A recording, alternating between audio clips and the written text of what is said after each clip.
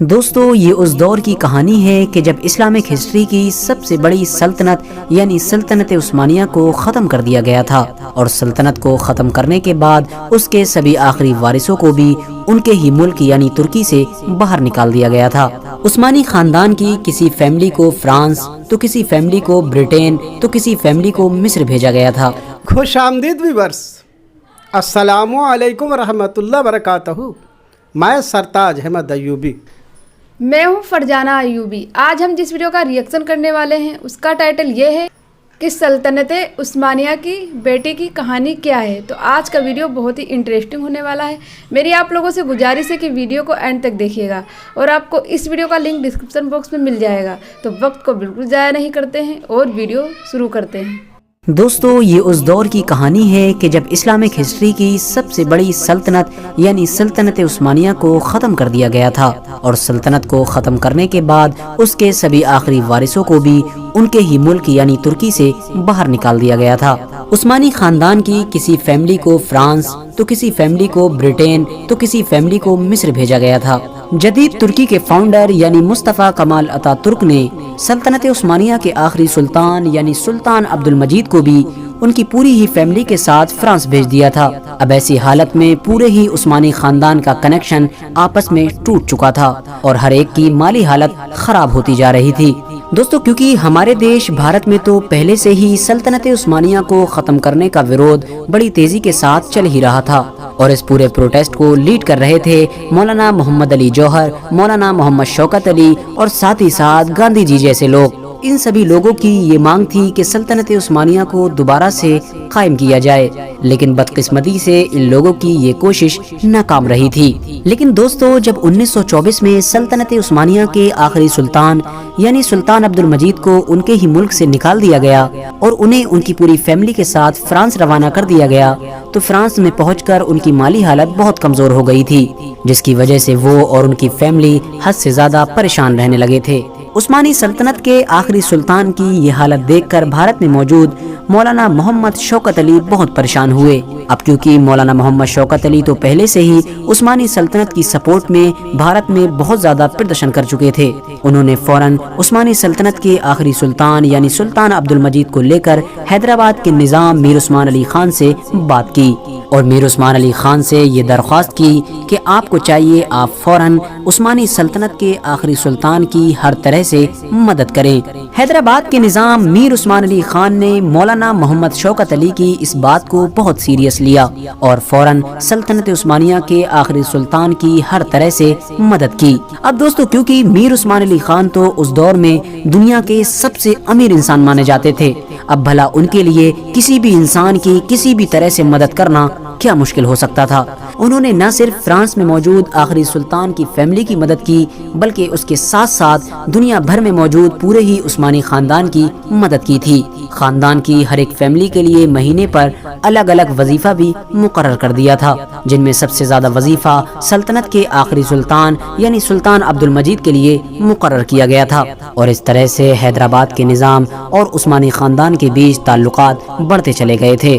دوستو عثمانی سلطنت کے آخری سلطان کی صرف 2 ہی اولادیں تھیں، جن میں سے ایک بیٹے کا نام شہزادہ عمر فاروق تھا اور ایک بیٹی کا نام در شہوار تھا۔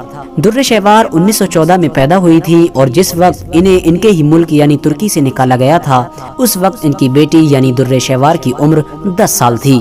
در شہوار فرانس میں ہی پلی بڑھی، اور وہیں پر ہی انہوں نے اپنی ہائر ایجوکیشن حاصل کی تھی، اور یہی وجہ تھی کہ وہ ترکی اور اردو کے ساتھ ساتھ فرانس زبان میں بھی اچھی مہارت رکھا کرتی تھی۔ ان تمام چیزوں کے ساتھ ساتھ وہ مارشل آرٹس میں بھی ماہر تھیں۔ شہزادی در شہوار جب شادی کی عمر کو پہنچی تو ان سے شادی کرنے کے لیے دنیا بھر کے شاہی خاندانوں کے رشتے آنا شروع ہو گئے تھے۔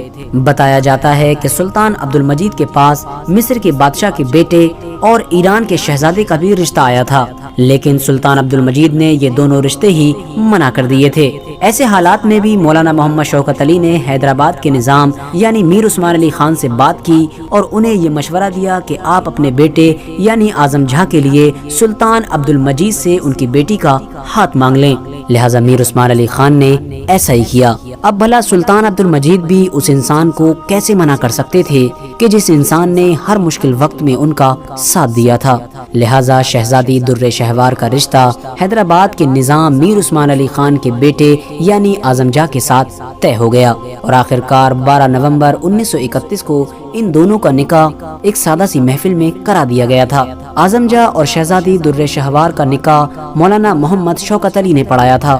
بتایا جاتا ہے کہ اس نکاح میں چند لوگ ہی موجود تھے، جن میں سے کچھ حیدرآباد کے تھے اور کچھ ترکی کے لوگ تھے۔ لیکن دوستو، حیرانی کی بات یہ ہے کہ شہزادی در شہوار کا رشتہ حیدرآباد کے نظام کے بیٹے کے ساتھ ہونے کے بعد ہی سلطنت عثمانیہ کے آخری سلطان یعنی سلطان عبد المجید نے اپنے بھائی کی بیٹی یعنی اپنی بھتیجی نیلوفر کا رشتہ بھی حیدرآباد کے نظام میر عثمان علی خان کے دوسرے بیٹے کے ساتھ کر دیا تھا، اور ان کا نکاح بھی فرانس کی اسی محفل میں کرا دیا گیا تھا۔ یعنی اس محفل میں دو نکاح ایک ساتھ ہوئے تھے۔ اس کے بعد یہ دونوں شاہی جوڑے لگ بھگ 1 مہینے بعد فرانس سے حیدرآباد آئے، جہاں پر ان کا بڑا زوردار استقبال کیا گیا تھا۔ ان دونوں جوڑوں کی شادی کی خوشی میں حیدرآباد ریاست میں ایک دن کی چھٹی کا بھی اعلان کیا گیا تھا۔ دوستو، کیونکہ سلطان عبد المجید نے اپنی بیٹی شہزادی در شہوار کو اچھی تربیت کے ساتھ ساتھ اچھی تعلیم بھی دلائی تھی، یہی وجہ تھی کہ شہزادی در شہوار نے حیدرآباد میں آ کر صرف کچھ مہینوں کے اندر ہی حیدرآباد کے لوگوں کا دل جیت لیا تھا۔ شہزادی در شہوار عورتوں کی ایجوکیشن کو حد سے زیادہ بڑھاوا دیا کرتی تھی، یہی وجہ تھی کہ انہوں نے حیدرآباد میں چھوٹی چھوٹی بچیوں کے لیے بہت اچھے اچھے اسکول کھلوا دیے تھے۔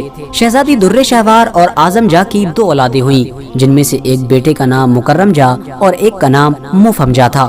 ان دونوں ہی بیٹوں نے اپنی پڑھائی انگلینڈ میں رہ کر کی۔ بتایا جاتا ہے کہ شہزادی در شہوار عورتوں سے کہا کرتی تھی کہ عورتوں کو کسی کا محتاج نہیں ہونا چاہیے، انہیں خود اپنے پاؤں پر کھڑا ہونا سیکھنا چاہیے۔ شہزادی در شہوار نے حیدرآباد ریاست میں لڑکیوں کے لیے ایک بہت اچھا اور بڑا کالج بھی کھلوایا تھا، جس کا نام باغ جہاں آرا کالج تھا۔ دوستو، آج بھی حیدرآباد شہر میں ان کے نام سے ایک ہاسپٹل موجود ہے، جو خود انہوں نے ہی قائم کیا تھا۔ حیدرآباد کے سب سے مشہور ہاسپٹلز میں سے ایک ہاسپٹل یعنی عثمانیہ ہاسپٹل کی بنیاد بھی شہزادی در شہوار نے ہی رکھی تھی۔ اس کے علاوہ انہوں نے خاص بچوں کے لیے در شہوار چلڈرن ہاسپٹل بھی کھولا تھا۔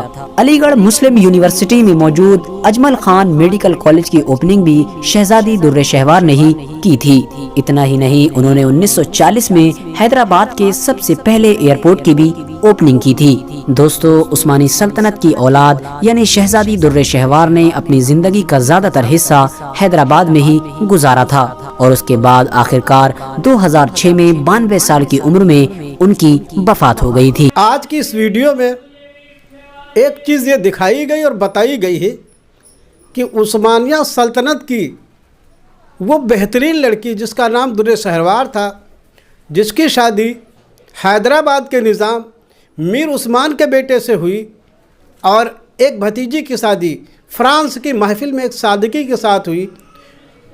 یہ شادی جو ہے 1931 میں ہوئی۔ پھر وہاں سے وہ حیدرآباد آ گئیں، اور حیدرآباد میں انہوں نے تعلیم کے لیے جو کام کیا جو ہے وہ پوری دنیا یاد رکھے گی، اور انہوں نے ایک ایئرپورٹ بھی حیدرآباد میں بنوایا، اور کئی جو ہے اسپتال اور لڑکیوں کے بہت بڑے جو ہے شکشا کے سنستھان بھی بنوائے، اور 2006 میں 92 سال کی عمر میں ان کی وفات ہو گئی۔ اور یہ جو ہے عثمانیہ سلطنت کی اور نظام حیدرآباد کی دونوں فیملیوں کی کہانی تھی۔ آئی ہوپ آپ کو یہ ویڈیو اچھی لگی ہو۔ ویڈیو کو لائک کریں، شیئر کریں، کمنٹ کریں۔ اگر آپ ہمارے چینل پر نئے ہیں تو ہمارے چینل کو ضرور سبسکرائب کریں۔ تب تک کے لیے اللہ حافظ۔